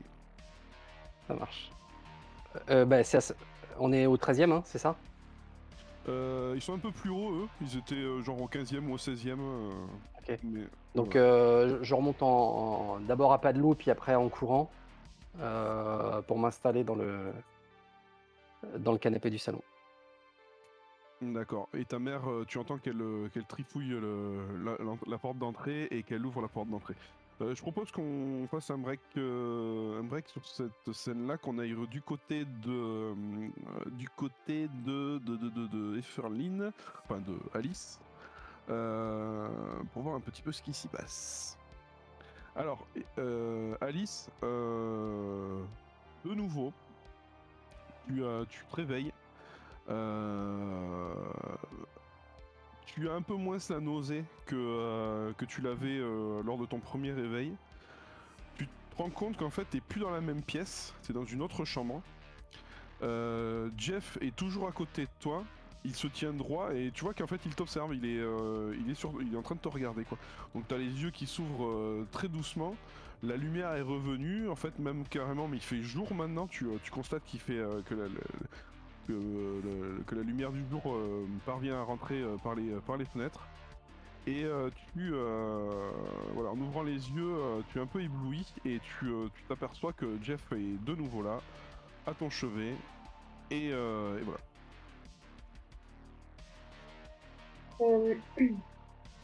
Est-ce que j'ai toujours des jambes engourdies? Tu ressens un peu moins d'engourdissement, ça va un peu mieux. Alors elle s'ouvre les yeux, elle voit Jeff, en fait il regarde s'attirer vers Jeff, et sans même essayer de se redresser ou quoi que ce soit, elle lui demande tout de suite comment va la maman, comment va le petit. Il se lève, il avance très doucement vers toi. Tu sens qu'il est, même si son visage n'est pas expressif, enfin il est expressif, il a une tête de sourire permanent, mais tu sens qu'à son attitude, en fait, il y a une sorte de sérénité. Et en fait, il s'approche de toi. Il pose sa main, alors pas sur ta main, mais il la pose très très près de ta main et tu sens que c'est à un millimètre il a un millimètre de toucher ta main, mais voilà, il garde une certaine distance par rapport à ce que tu avais vécu la fois présente lors de ton premier réveil. Il la pose à côté de ta main, mais c'est pas, tu le perçois comme étant quelque chose de pas anodin, dans le sens où il la pose pas là par hasard. Il la pose là, comment dire, volontairement, et volontairement il ne l'effleure même pas, il ne veut pas il fait l'effort de ne pas la toucher, mais quelque part tu sens qu'en fait il tente une sorte de rapprochement d'une certaine manière. Mais ça passe tout à fait inaperçu si tu veux. La façon dont il le fait, c'est pas un geste tout à fait ostensible, c'est vraiment il fait ça, mais toi tu le perçois quand même. Et il s'approche de toi et il fait: soyez rassurée Alice, ça s'est très bien passé. Et une fois que vous avez perdu connaissance, en fait, l'équipe de puériculture a pu prendre le relais et s'occuper de l'enfant. La dame a accouché d'un joli petit garçon et tu sens qu'en fait il a une sorte de satisfaction dans la façon dont il s'exprime. Il a l'air d'être, c'est du soulagement et de la fierté, voilà, de la satisfaction quoi. Alice sourit et elle regarde Jeff dans les yeux, donc on voit dans ses yeux, et elle dit t'as fait un job remarquable, je ne manquerai pas de leur dire à Aude. C'est vrai, vous trouvez que j'ai fait un travail remarquable?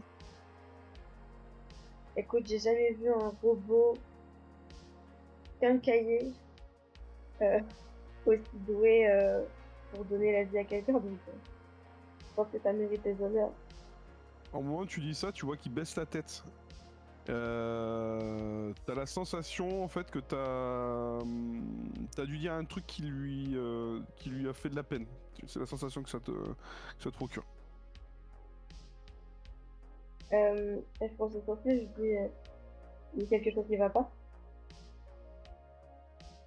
Non, c'est rien, c'est rien. Oui, ça. Non, vous inquiétez pas, c'est pas grave. T'es déçu? Quelque chose t'a blessé? Bien, contrairement à ce que vous avez l'air de penser, je ne suis pas qu'un robot. Alice penche la tête sur le côté pendant une fraction de seconde et elle dit c'est Jeff ou t'es cyborg? Pardon, j'ai pas compris. T'es cyborg? Tu es cyborg? Mais oui, je suis un cyborg. Je suis un être doué de sentiments. En disant ça, il se baisse un petit peu, tu sais, comme s'il essaie de te convaincre. Il se rapproche de toi, mais très doucement en fait. Alors, il se rapproche pas son visage de toi, mais il se met plutôt à ta hauteur. Voilà. Alice ouvre les yeux grands écarquillés, elle se sent il y a un silence profond dans la pièce, un silence un peu désagréable et Alice le dévisage en fait. Elle prend vraiment le temps de considérer chacune des pièces qui composent son visage et elle se redresse un peu dans son lit et elle dit je me rendais pas compte, désolée de mes mots. Ce n'est rien, Alice, ce n'est rien. J'ai l'habitude, vous savez, la plupart des gens pensent que les androïdes sont juste des intelligences artificielles. Tu vois qu'il fait le signe guillemets avec ses doigts. Mais vous savez, nous sommes pas tous, bien sûr, mais certains d'entre nous ressentent des sentiments comme vous, les êtres humains. Je ressens des choses. Quand vous me dites ça, ça me fait de la peine, Alice. Euh, elle est elle a un regard désolé. Et pour autant, elle continue de se dévisager et elle dit c'est Aude qui t'a aidé à te transformer?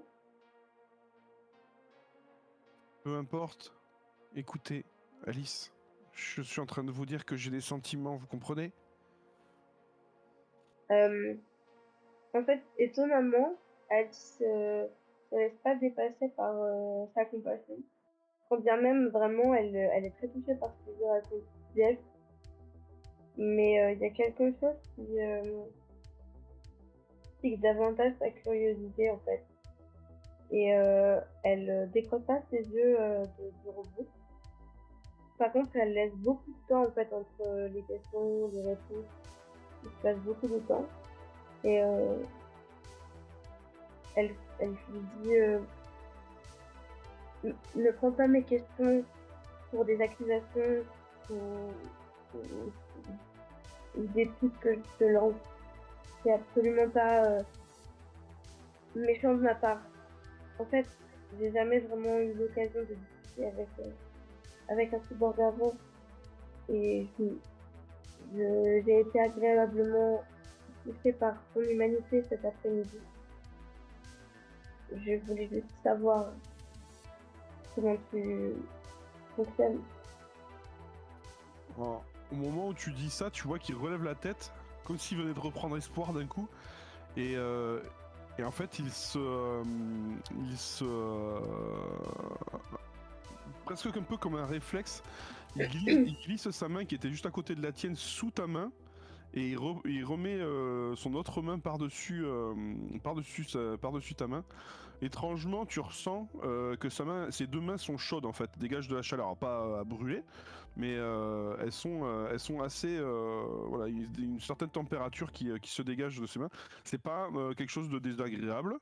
Mais voilà, c'est assez, la chaleur est assez forte pour que tu ressentes, voilà, cette chaleur. Alors qu'on aurait pu s'attendre avec ses mains un peu, ses mains robotiques voilà, que tu allais peut-être t'attendre à quelque chose de froid, mais en fait non, il se dégage une chaleur de ses mains. Et en fait, en saisissant tes mains, il s'approche et il fait alors l'espoir que je n'ose pas, Oh, il faut que je vous le dise, Alice. Et là, tu sens une putain de tension parce qu'en fait, tu sens qu'il va te faire, il va t'avouer quelque chose. Il se penche vers toi et tu sens qu'il va vider son sac. Alice se sent. Enfin, elle a les yeux assez écarquillés, elle fixe toujours le visage du robot. Et en fait, elle a presque peur. En fait, la proximité du robot, enfin, du coup, de l'androïde vers elle et tout à coup, sa fragilité d'humaine, encore un peu comateuse, qui a subi deux absences prolongées, pas très naturelles en peu de temps, se rappelle à elle et elle se sent un peu vulnérable. Et du coup, elle a le réflexe d'avoir une impulsion de recul. Pour autant, elle se détache pas et elle dit explique-moi. Mais c'est très hésitant en fait et elle a pas un ton franc. C'est presque c'est pas un murmure non plus, mais c'est un peu des mots mâchés entre la curiosité et l'appréhension.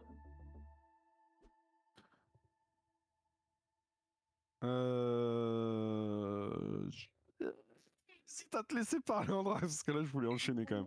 Ah bah vas-y, c'est justement, je voulais te mettre dans ce conflit-là.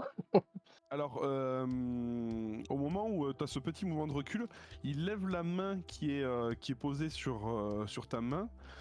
Et tu sais, il montre la paume de sa main parce qu'il a senti que tu avais un recul et il veut te montrer que lui aussi, en fait, il peut faire un pas en arrière, tu vois, que t'as pas à t'inquiéter. Et il y a un petit temps de silence où il referme sa main et il la met juste sous son menton. Tu sens qu'en fait, tu vois, c'est un peu pour se protéger d'une certaine manière, la façon dont il met sa main.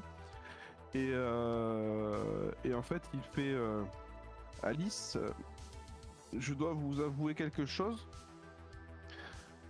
Dès le premier instant que je vous ai vu la première fois,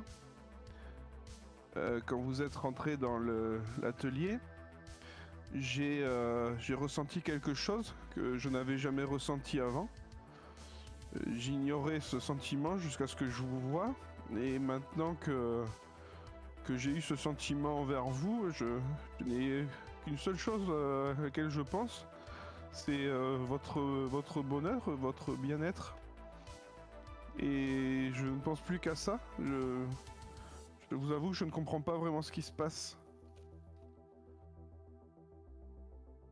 Alice est sidérée. Elle est pétrifiée en fixant le visage du robot. Et il y a un espèce de reflet d'ailleurs du luminaire dans la chambre qui fait teinter un peu les yeux de Jeff, un espèce de reflet métallique.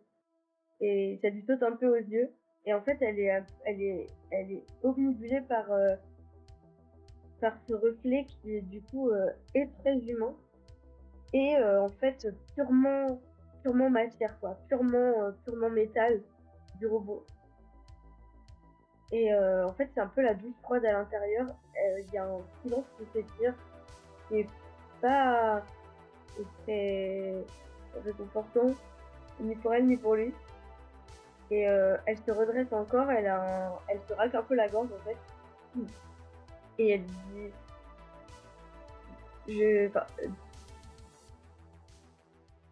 merci Jeff. Et elle s'arrête là. Mais ouais, pardon, vas-y, continue. Elle s'arrête là-dessus et en fait elle est très figée en fait, incapable de poursuivre.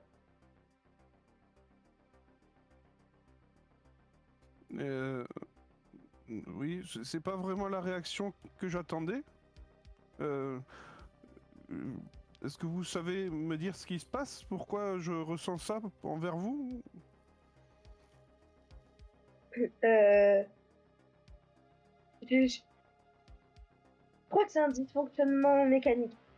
Il faudra qu'on en parle à Aude quand on rentre tout à l'heure au laboratoire, à la boutique, je veux dire. Je crois que c'est une sorte de faux contact. D'ailleurs, c'est très étrange que tes mains soient comme ça doit pas être agréable et peut-être que c'est dangereux d'ailleurs. Enfin, je veux dire pour toi. Et puis en situation d'urgence, on ne sait jamais comment ça pourrait toi te blesser et avoir un impact sur les autres. Et en fait, elle bafouille un peu. Elle fait une espèce d'explication saugrenue. Et elle reculait au fur et à mesure qu'elle te parlait. Et tout à coup, elle prend les mains de Jeff dans les scènes. Et dit mais t'inquiète pas, on va trouver ce qui ne va pas et on va régler ce problème très vite. En attendant, est-ce que si tu veux bien aller chercher une infirmière rapidement? J'ai besoin absolument d'aller aux toilettes.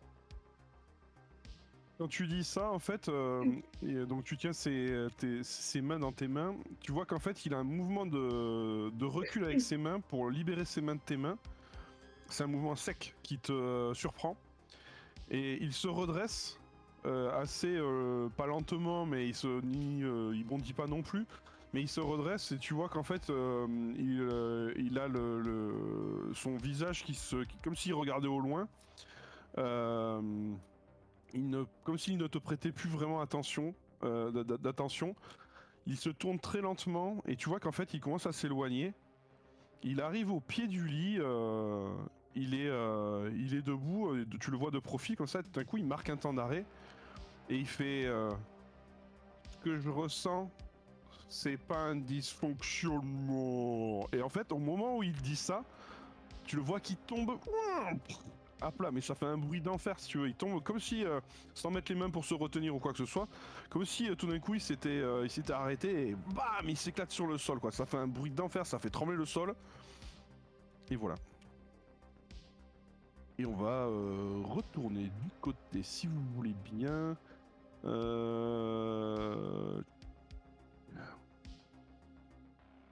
Oh, je suis partagé. J'ai envie d'aller partout à la fois. Mais la logique voudrait qu'on aille du côté du workshop, si vous voulez bien. Il nous reste 10 minutes à jouer. Hein. Pour info. Ok. Donc le spectroscan était brûlant. Visiblement, il y avait un petit souci avec Odd qui avait l'air de pas le ressentir, de ressentir la chaleur. Voilà, enfin, je crois que Jane était en train de se dire, il y a un gros souci avec Odd là, va falloir faire quelque chose. Je sais plus si on était resté sur cette note-là, mais il me semble que c'était quelque chose de cet ordre-là. Oui, et j'avais été chercher un torchon. Ah oui, le Plein de fameux cambouis. torchon plein de cambouis, ouais. Voilà. Du coup, Aude enveloppe le spectroscan autour du torchon et elle le retire et le pose délicatement sur la table face à elle.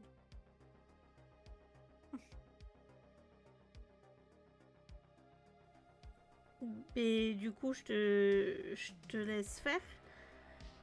Et je regarde un peu par-dessus ton épaule, en fait, pour voir l'écran du SpectreScan aussi également, en fait. Aude se pousse un peu et te dit allez-y, Jane, je vous écoute, dites-moi notre découverte. Alors, c'est pas si simple que ça, c'est-à-dire que tu peux pas avoir ces informations-là instantanément. En fait, il faut analyser, décrypter. Ça peut prendre des plombes en fait pour arriver à analyser un truc, surtout d'une telle complexité. Donc, elle peut pas avoir l'info instantanément, si tu vois ce que je veux dire. Pas de soucis. Je prends Tout ce une. ce que vous savez, par contre, c'est que c'est un succès. Ça, c'est garanti. Ok. Du coup, je prends une chaise qui est pas trop loin, je m'installe et du coup, je commence à ouvrir le dossier et à pianoter en fait pour commencer à regarder un petit peu et voir si je peux en sortir une info. C'est-à-dire que tu as connecté ton terminal dessus pour pouvoir analyser, c'est ça? Voilà, c'est ça. D'accord. Et juste pour avoir une première info à chaud, tu sais, une grosso modo. Everline? La première information qui s'affiche sur ton lecteur, c'est histodétergie défectueux. Attends, tu peux répéter s'il te plaît? Histodétergie défectueux. Pardon, je parlais par-dessus en plus, excuse-moi, mais redis le premier mot, j'ai pas compris. Cristaux. Ah, cristaux, Cristaux. d'accord.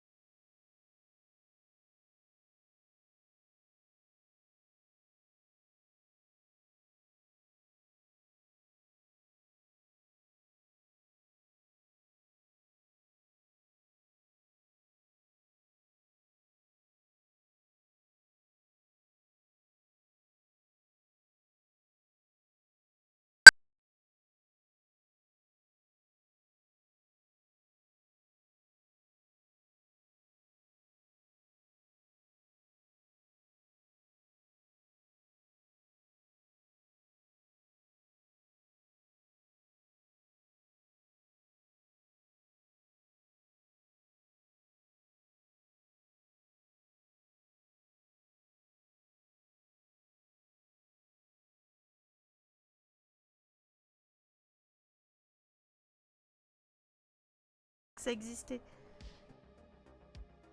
Bah, je t'avoue que je récupère beaucoup de choses d'un peu partout et je récupère tout et n'importe quoi.